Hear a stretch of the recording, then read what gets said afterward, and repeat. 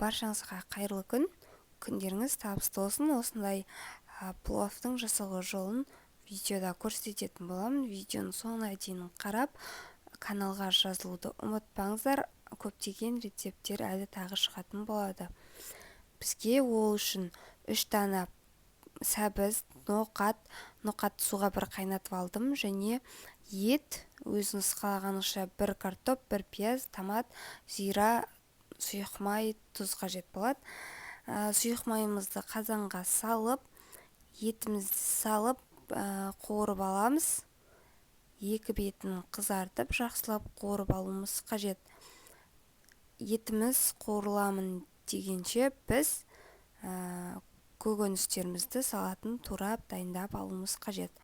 Ең алдымен пиязды, орташа пиязды жұқалап осылай турап алуымыз қажет. Екіге бөліп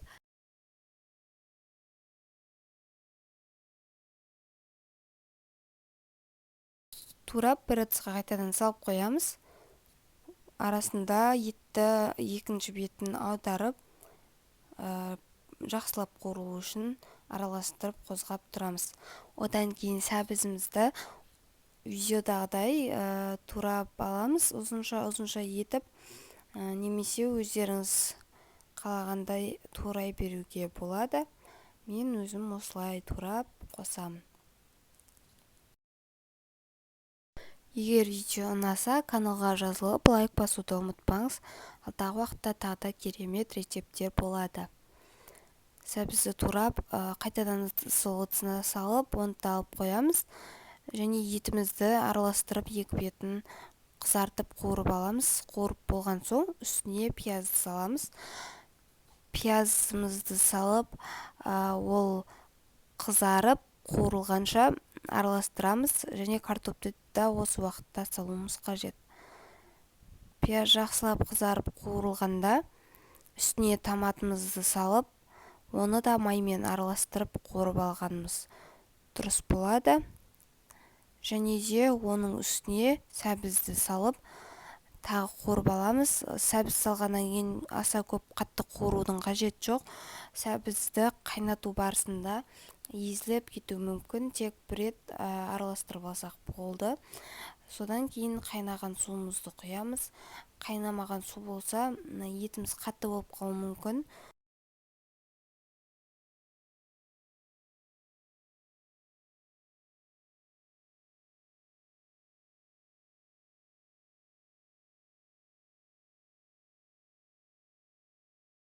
Ал енді бір қайнатып алған ноқатымды осындай сыртын алып тастағанды жақсы көрем, себебі піспей қалуы мүмкін, қатты болып қалады да пісірген кезде. Барлығын сумен осылай жуып, қабығын алып аламын. Сүзгімен алсаңыздар да болады, немесе қолмен алып алсаңыздар да болады. Әйтеуір барлығын алып, қазанымызға саламыз. Сол етке су құйғаннан кейін салып тастасақ, ет піскенше пісіп шығады. Қазанға салып, қазанның бетін жауып қоямыз. Одан кейін ол 1 сағаттан көп, 2 сағаттай уақыт аралығында піседі. Ноқатта етте. Енді қазанға ноқатын суын құйып, қақпағын жауып қойғаннан кейін 1 сағаттан кейін осыны, яғни күрішімізді жібітіп аламыз. Менде үлкен және кішкентай күріш, кішкентай күріштен 2 кесе, үлкеннен 1 кесе толтырып салдым, шай ішетін ыдыспен.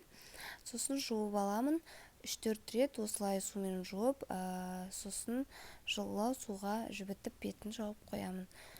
Және пісу уақытынан жарты сағат 40 минут бұрын күріштің суын төгіп, картошкасын, етін алып, немесе алмасаңыздар да болады, бірақ мен алып аламын. Алып, күрішімізді саламыз, араластырып, бетін жауып, жоғары отта қайнатамыз. Су аз болса, су құямыз. Күрішті салып болғаннан кейін ыстық суымызды құйып, жоғары отта суы тартылғанша қойып қоямыз.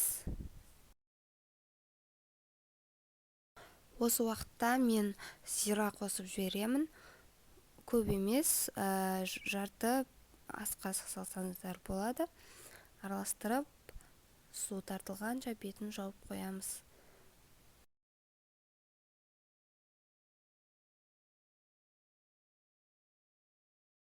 Ал енді суы тартылған уақытта примерно 5-10 минуттан кейін осылай араластырып, астын үстіне араластырып аламыз.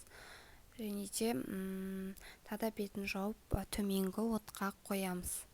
Сосын жарты сағатта немесе одан да көп тұрған соң пісуіне 5-10 минут қалғанда, яғни тартардан алдын дастарханға тартпай тұрып 10 минут бұрын осылай астын үстіне ауыстырып, етті, картопты барлығын салып, сарымсақты осы кезде салсаңыздар да болады, салып бетін жауып қоямыз. Және де 5-10 минуттан кейін астын өшіріп тарта беруімізге болады. Алдымен етті, картопты басқа ыдысқа салып, күрішімізді бір араластырып алуымыз қажет болады. Сәбіздері астында қалып кеткен болса, араласып, ноқаттары бір-бірімен араласатын болады.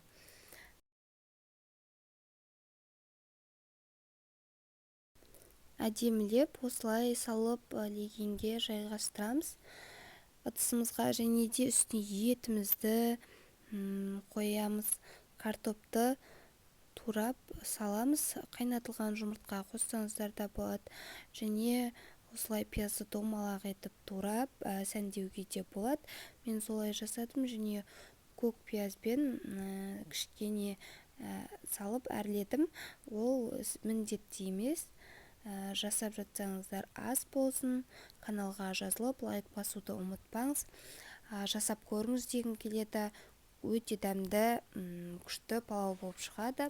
Отбасыңызға да ұнайтыны сөзсіз.